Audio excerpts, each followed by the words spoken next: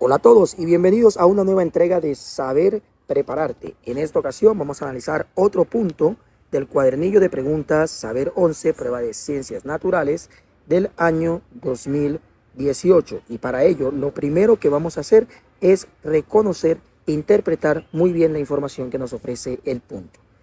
Lo primero que tenemos es lo siguiente. Nos dice el enunciado: en el modelo se presenta el proceso de síntesis de proteína en una célula. Para saber qué es la síntesis de proteína, lo primero que debemos hacer es recordar el dogma central de la biología molecular.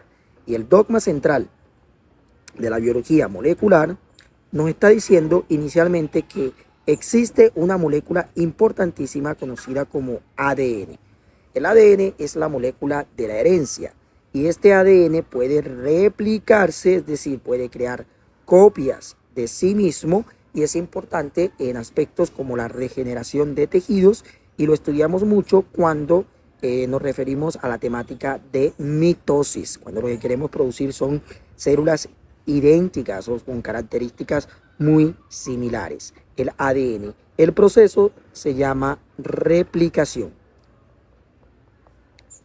El dogma central de la biología molecular también nos vincula a este ADN con otra molécula llamada ARN o ácido ribonucleico. Para poder formarse esta molécula se requiere de un segundo proceso llamado transcripción. Y finalmente, también este ARN mensajero o este ARN en general nos sirve para formar las proteínas. Y estas moléculas, las proteínas, se pueden formar gracias al proceso conocido como traducción, o también podríamos llamarles síntesis de proteínas. Ahora bien, ¿por qué son tan importantes estas proteínas? Estas proteínas, recordemos que algunas pueden actuar como enzimas y otras pueden incluso ser o actuar como estructuras, son estructurales. Entre otras funciones que pueden tener estas proteínas que permiten hacer de la vida lo que ella es. ¿Listo? Entonces, ahora que entendemos el dogma central de la biología molecular, reconocemos que el ADN se encuentra dentro del núcleo. Y algo importante es no desconocer que este ADN no sale del núcleo. Este ADN es importantísimo y esta estructura, el núcleo, que contiene una membrana nuclear, lo protege. Por tal motivo, esta información que está dentro del ADN como molécula hereditaria sí debe salir. Y para poder salir se utiliza el ARN mensajero. ¿Cómo este ARN mensajero se produce? Para ello utilicemos esta imagen que no se encuentra, es importante aclararlo, en el punto. El punto no contiene la imagen, esta imagen la he utilizado para poder estudiar los conceptos relacionados con el punto. Ahora bien, lo que vemos es una hebra de ADN. Nos damos cuenta que esta hebra necesita abrirse. ¿Por qué? Porque el ARN mensajero comienza a formarse teniendo presente especialmente el código que está escrito en el ADN. Por tal motivo, este ARN mensajero va creándose y se va formando esa nueva molécula que es diferente al ADN por lo siguiente. Mientras que el ADN es una molécula, primero, que se encuentra siempre en el núcleo, y segundo, es una doble hélice o está formada por dos cadenas. Lo podemos ver en el modelo, las dos cadenas, una cadena, dos cadenas. A diferencia del ARN, que solamente está formado por una sola cadena. El ARN se forma por una sola cadena. Mientras que en el ADN tenemos unas estructuras llamadas bases nitrogenadas 4, que son adenina, timina, guanina y citosina. Otra diferencia es que en el ARN no tenemos timina, sino que tenemos uracilo. ¿Por qué les digo esto? Porque en otros puntos podemos ver la diferencia entre el ARN y el ADN solamente teniendo en consideración estas dos bases nitrogenadas, que como ya sabemos, en el ADN se encuentra la timina, pero en el ARN no, sino el uracilo. Y por tal motivo en el ADN tampoco se encuentra el uracilo, sino la timina. Por ello, aquí vemos que la timina se une con la adenina. Vemos que la adenina con el uracilo. Mírenlo, el uracilo en el ARN mensajero. Ahora bien, el ADN no sale del núcleo, pero el ARN mensajero sí lo puede hacer. Y aquí lo estamos observando. El ARN mensajero sale del núcleo y en la parte externa al núcleo, dentro de la célula, en el citoplasma, es donde ocurre el proceso llamado traducción. ¿Qué requiere el proceso llamado traducción?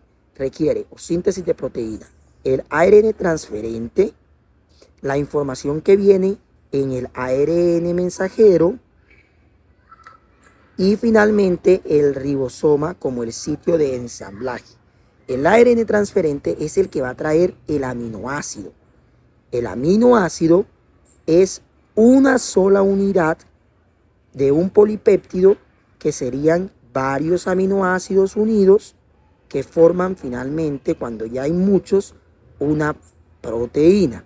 Entonces, como se dan cuenta, el ADN está dando la información para poder crear esta secuencia de aminoácidos respetando el orden. ¿Qué pasa en caso de que haya un problema? Pues esta secuencia puede afectarse. Pero miren todo lo que interviene.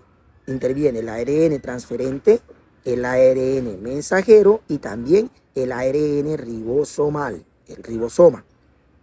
3.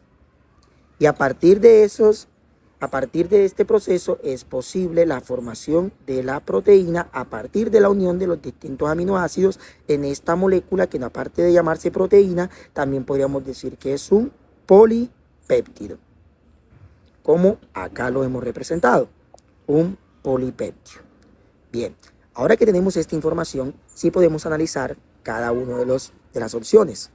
De acuerdo con el modelo, si no se copia correctamente la información del ADN al ARN mensajero, escuchemos, si del ADN al ARN, de aquí, del ADN al ARN mensajero, ¿qué puede sucederle al proceso de síntesis? Es decir, al proceso de qué pasaría si el ADN y el ARN, aquí en este proceso hay un problema.